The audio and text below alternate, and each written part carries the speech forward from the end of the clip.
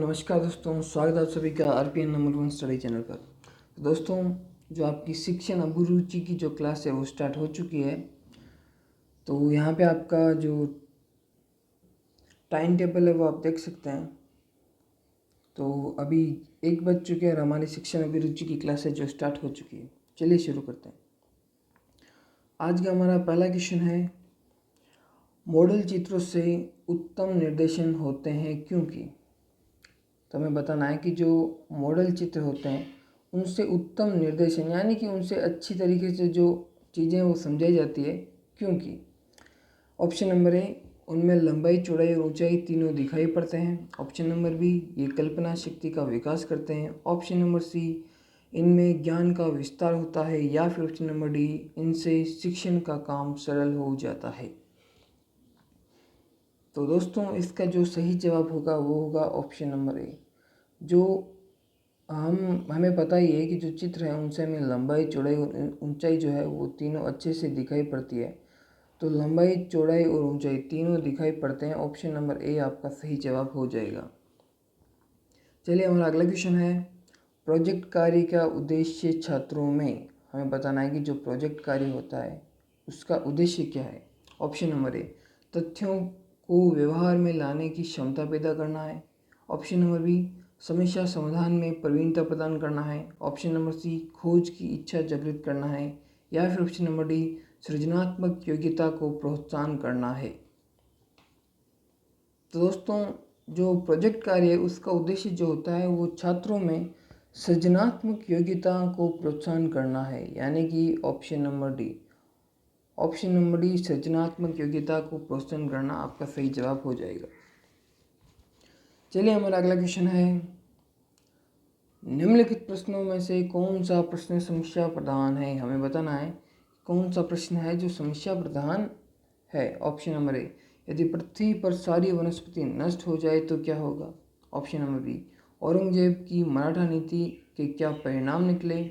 Option number सी, सूती कपड़े किस वस्तु से बनते हैं। या फिर ऑप्शन नंबर डी, गुजरात में खाद्यान्नों की मुख्य फसल कौन सी है। तो हमें बताना है कि समस्या प्रधान प्रश्न कौन सा है।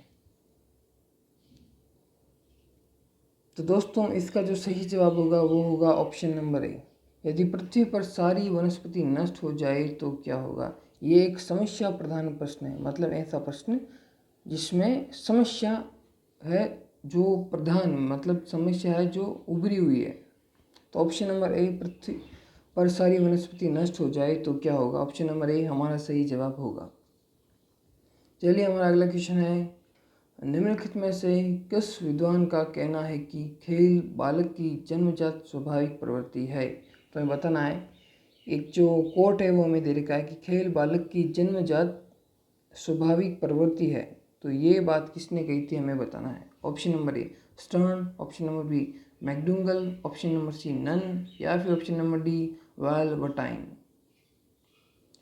दोस्तों, खेल बालक की जन्मजात स्वाभाविक प्रवृत्ति है, ये जो बात है वो आपकी कही थी मैकडूगल ने। Option number B, option number B McDougall आपका सही जवाब हो जाएगा। चलिए हमारा अगला क्वेश्चन है, आवर्ती के सिद्धांत का उद्देश्य है। हमें बताना है कि जो आवर्ती का सिद्धांत है उसका क्या उद्देश्य है। ऑप्शन नंबर ए, अर्जित ज्ञान को स्थायी बनाने के लिए उसे दोहराना। ऑप्शन नंबर बी, पाठ्य विषय को सरल बनाना। ऑप्शन नंबर सी, गृह कार्य को सरल बनाना। या फिर ऑप्शन नंबर डी, कंठस्थ करना।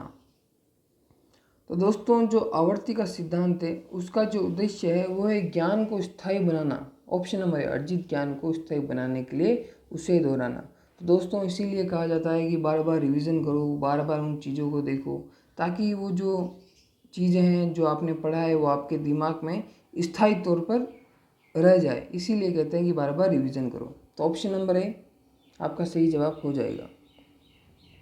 अगला हमारा क्वेश्चन है, छात्रों को पहले कोई सामान्य नियम बताकर उसके बाद उस नियम के उदाहरण देकर नियम की पुष्टि करने की विधि को कहते हैं। यानी कि हमें बताना है कि जो छात्रों को पहले नियम बताकर फिर उस नियम का उदाहरण देते हैं, तो इस प्रकार की जो प्रक्रिया उससे क्या कहते हैं। ऑप्शन नंबर ए, निगमन विधि कहते हैं। ऑप्शन नंबर बी, संश्लेषण से विश्लेषण की विधि कहते हैं।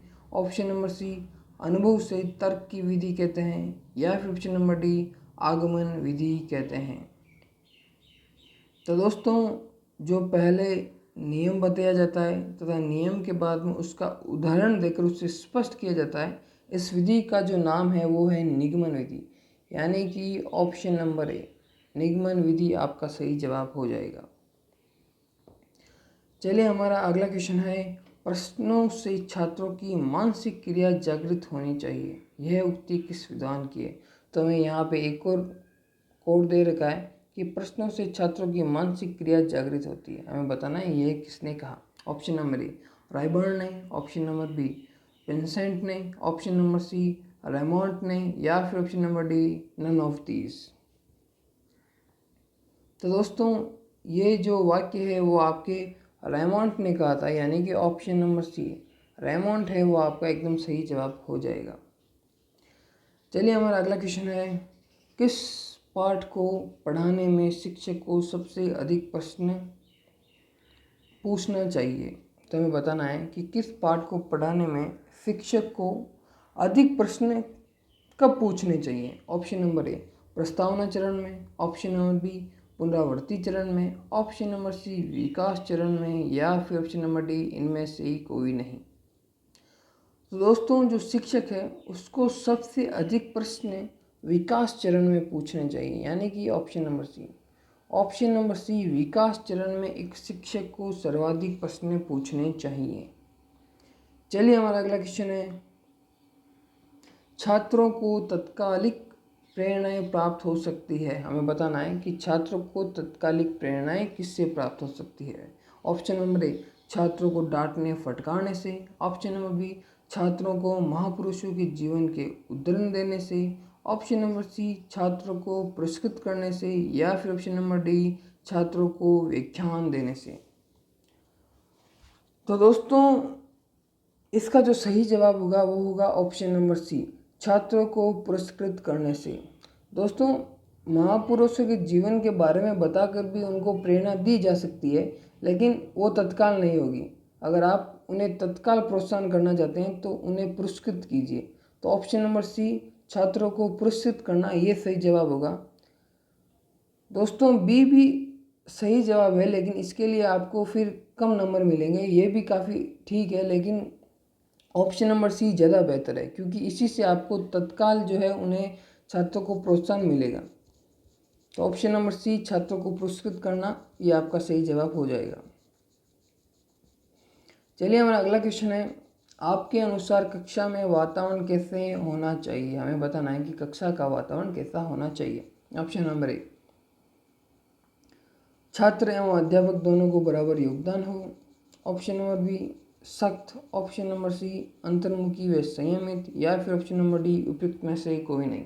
दोस्तों हमें वातावरण का बताना है कि कक्षा का वातावरण कैसा होना चाहिए। तो दोस्तों इसका जो सही जवाब होगा वो होगा ऑप्शन नंबर बी कक्षा का वातावरण तो सख्त ही होना चाहिए, ताकि कक्षा अनुशासित ही होनी चाहिए। तो ऑप्शन नंबर बी सख्त आपका एकदम सही जवाब हो जाएगा। चलिए हमारा अगला क्वेश्चन है, विद्यालय में पर्यावरण शिक्षा दी जाती है स्वयं अपनाकर, भाषण द्वारा, लेखों द्वारा, या फिर खेलकूद द्वारा। तो दोस्तों हमें बताना है कि पर्यावरण शिक्षा विद्यालय में किस तरह दी जाती है। तो दोस्तों इसका जो सही जवाब होगा वो होगा ऑप्शन नंबर ए स्वयं अपनाकर। विद्यालय में पर्यावरण शिक्षा शिक्षकों को स्वयं अपनाकर छात्रों को देनी चाहिए। ऑप्शन नंबर ए स्वयं अपनाकर आपका सही जवाब हो जाएगा। चलिए हमारा अगला क्वेश्चन है, निष्क्रिय प्रतिरक्षा को प्राप्त किया जा सकता है निवेशित करके। तो हमें बताना है कि जो निष्क्रिय प्रतिरक्षा को किस तरह प्राप्त किया जा सकता है। ऑप्शन नंबर ए एंटीबॉडीज के द्वारा, ऑप्शन नंबर बी टीका द्वारा, ऑप्शन नंबर सी प्रतिजैविक द्वारा, या फिर ऑप्शन नंबर डी एंटीजन के द्वारा। तो दोस्तों जो निष्क्रिय प्रतिरक्षा जो है वो आपके एंटीबॉडीज के कारण होती है, यानी कि ऑप्शन नंबर ए। दोस्तों टीके लगाए जाने के बाद हमारे शरीर में एंटीबॉडीज़ बनती है, और यही एंटीबॉडीज़ निष्क्रिय प्रतिरक्षा जो हमें प्रदान करती है। तो ऑप्शन नंबर ए एंटीबॉडीज आपका सही जवाब हो जाएगा। चलिए हमारा अगला क्वेश्चन है, प्राथमिक स्तर पर एक शिक्षक में निम्न में से किसे सबसे महत्वपूर्ण विशेषता मानना चाहिए। तो हमें प्राथमिक स्तर पर एक शिक्षक की सबसे महत्वपूर्ण जो विशेषता है उसके बारे में बताना है। ऑप्शन नंबर ए पढ़ाने की उत्सुकता, ऑप्शन नंबर बी धैर्य और दृढ़ता, ऑप्शन नंबर सी शिक्षण पद्धतियों और विषयों के ज्ञान की दक्षता, या फिर ऑप्शन नंबर डी अति मानक भाषा में पढ़ाने में दक्षता। तो इन चारों ऑप्शंस में से हमें बताना है कि कौन सी सबसे महत्वपूर्ण विशेषता होनी चाहिए। तो दोस्तों इसका जो सही जवाब होगा वो होगा ऑप्शन नंबर बी, एक प्राथमिक स्तर के टीचर में धैर्य और दृढ़ता सबसे पहले होनी चाहिए। तो ऑप्शन नंबर बी धैर्य और दृढ़ता आपका सही जवाब हो जाएगा। चलिए हमारा नेक्स्ट क्वेश्चन है, सीखना समृद्ध हो सकता है यदि। तो हमें बताना है कि सीखना समृद्ध कब हो सकता है। ऑप्शन नंबर ए वास्तविक दुनिया से उदाहरणों को कक्षा में लाया जाए जिससे विद्यार्थी एक दूसरे से अंतःक्रिया करें और शिक्षक उस प्रक्रिया को सुगम बनाएं, या फिर ऑप्शन नंबर बी है कक्षा में अधिक से अधिक शिक्षक सामग्री का उपयोग किया जाए। ऑप्शन नंबर सी है शिक्षक विभिन्न प्रकार के व्याख्यानों का स्पष्टीकरण का प्रयोग करें, या फिर ऑप्शन नंबर डी कक्षा में आवधिक परीक्षाओं व अपेक्षित ध्यान किया जाए।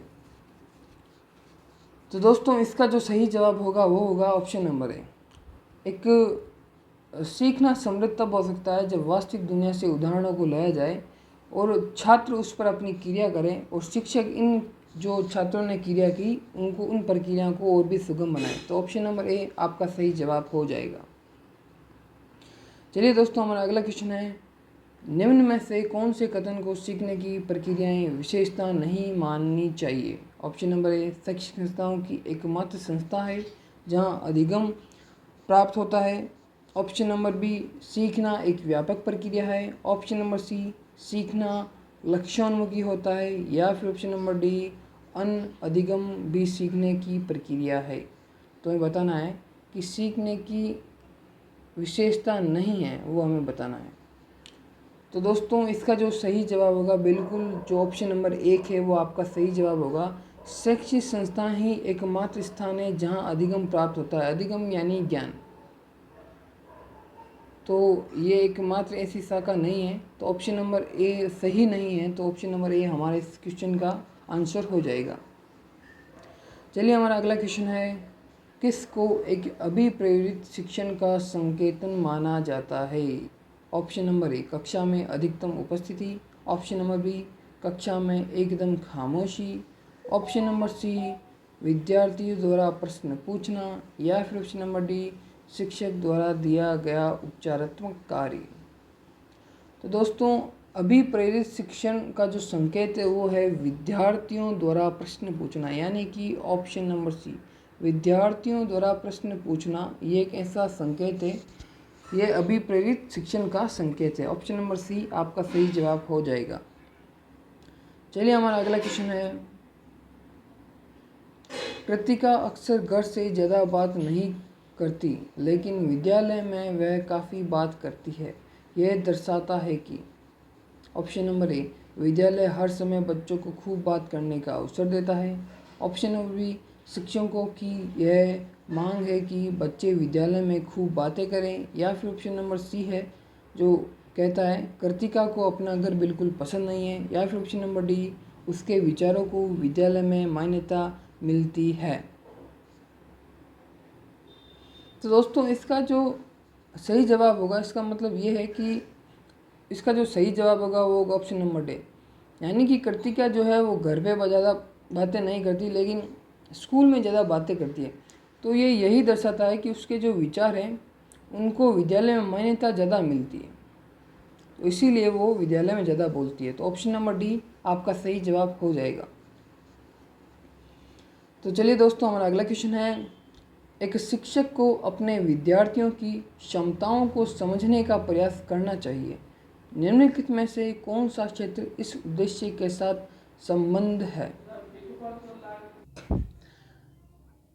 मीडिया मनोविज्ञान, ऑप्शन नंबर बी है सामाजिक दर्शन, ऑप्शन नंबर सी है शिक्षा समाजशास्त्र, या फिर ऑप्शन नंबर डी शिक्षा मनोविज्ञान। तो दोस्तों जो विद्यार्थियों को क्षमताओं को समझने का प्रयास है वो आपके शिक्षा मनोविज्ञान में किया जाता है। तो ऑप्शन नंबर डी शिक्षा मनोविज्ञान आपका सही आंसर हो जाएगा।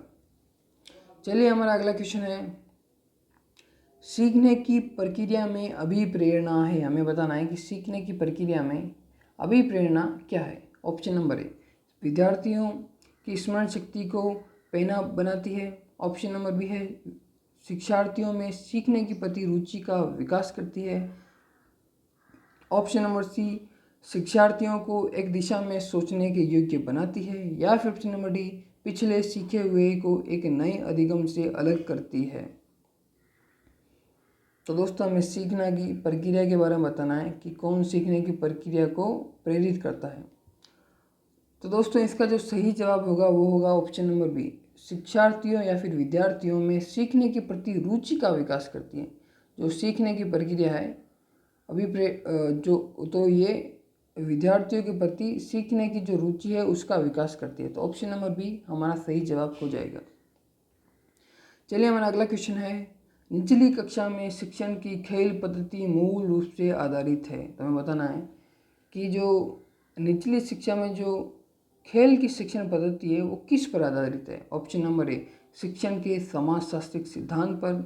ऑप्शन नंबर बी शिक्षण पद्धतियों के सिद्धांत पर। ऑप्शन नंबर सी विकास एवं वृद्धि के मनोवैज्ञानिक सिद्धांत पर। या फिर ऑप्शन नंबर डी शारीरिक शिक्षा कार्यक्रमों के सिद्धांत पर।